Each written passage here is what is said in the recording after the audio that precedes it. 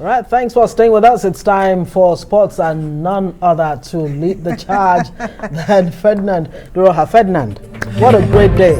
It's great, awesome day. Celebration time. Great way for us to kick off. Guavon wanted his 3 points and he got his 3 points. He got his 3 points, Did and it's we- quite did we earn it? exciting. Now, the interesting thing is, the comments, the reactions on social media globally, and the African Cup of Nations, we were all waiting for a team to come in and ignite it, and that's exactly what the Super Eagles did. And the first I saw was Gary Lineker, the England great, and a former captain of the Three Lions, and he's a Leicester City fan. And guess what? He went all the way rooting for senior man Kelechi, like he's called, and Wilfred Ndidi, both of them from Leicester City. And he says, well, Nigeria has got his support all the way, hoping that Nigeria will get to win the Nations Cup.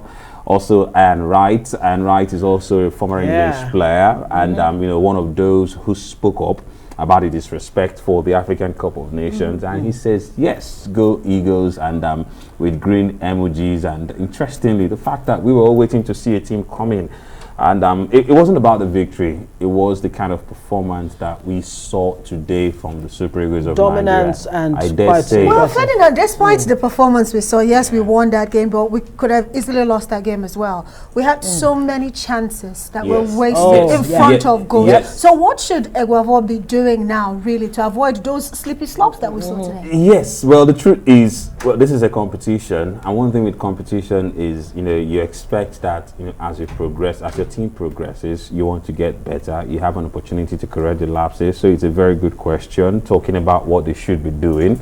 Now, it's pretty difficult for us, and that's because if you take a look at the central striker, the focal point of attack that we have today is not somebody who is a very familiar face. Well, during the age grade competitions, we knew him, we saw him, Taiwo Awoniyi, he did well. He's playing in Germany. He's also doing well with his club side. But hey, that's not Odion Igalo. That's not Victor Osimhen. Those are not those are not our favorite strikers. And so you want to say, well, those are new lads there. Sadiq also came in, and they're doing well. The club, in their club sides, and we hope that they will help. But I dare say that this is one reason why lots of people called for the sack of Coach Kenneth Rowe. We never saw anything this dominating as regards performances. It was also a floppy performance one way or the other, and then there's a goal from somewhere. Is that a good argument for Nigerian coaches? Why do we continue to have Nigerian interim maybe coaches? we will have that argument if Coach Guavon progresses. We already have a new coach, though. And then, wins it like Stephen Keshi did, and then we're going to go back again and we're going to say the last time a Nigerian took us there, we won it. So why not continue to give Nigerians chances? Okay, so while we're looking at that argument of what would happen later on, at the end of the day, this is our opening game. Yes. Stellar performance from the Eagles, but we still have Sudan to contend with. We still have Guinea-Bissau to contend with in this group that they actually tagged the group of death. It's a tough group where both sides played played later, the last game of the day, and it ended goalless. Interesting, and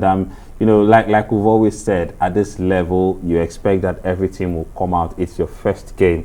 But teams would also be a little cagey. They wouldn't want to give so much out, so that you have something to fight for in your second game. Sure. You don't want to go lose 2-0, 3-0, and then you're almost demoralized, and then you want to throw everything, including the kitchen sink, at the opponent in your next game, and then it all comes crashing. So this way, you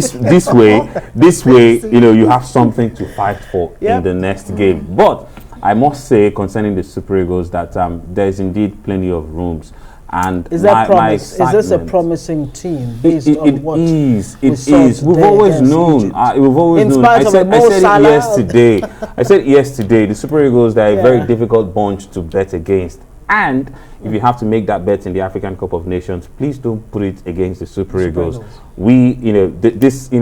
Nobody has come nobody has gone as far as we've gone. 18 times, 15 times in the semi-finals. Well, that's that's masterclass performances. So for me, there's a whole lot in it. And let's then talk about Mo Salah very quickly. I'm yeah, we're all really scared. But then it's the same football that we know. It's the same sports that we know. Often there's somebody who comes in with that Maradonic performance and then carries the team on his shoulders, maybe a hand of God, and then there's a supernatural victory, or then a Messi type of character, and then everybody writes on him.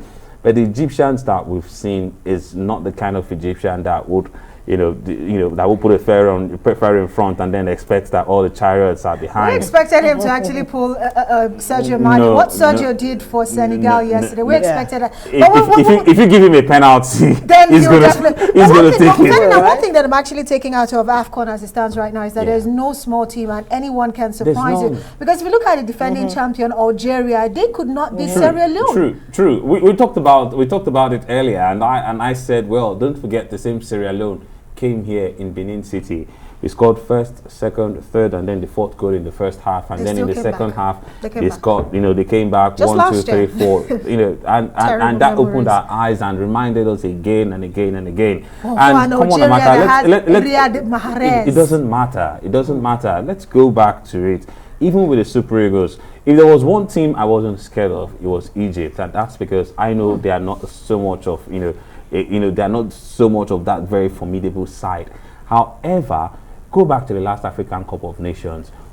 Who were the lowest team that we faced in the competition? It was Madagascar. It was Madagascar, and they were the ones who beat us 2-0. That same competition, we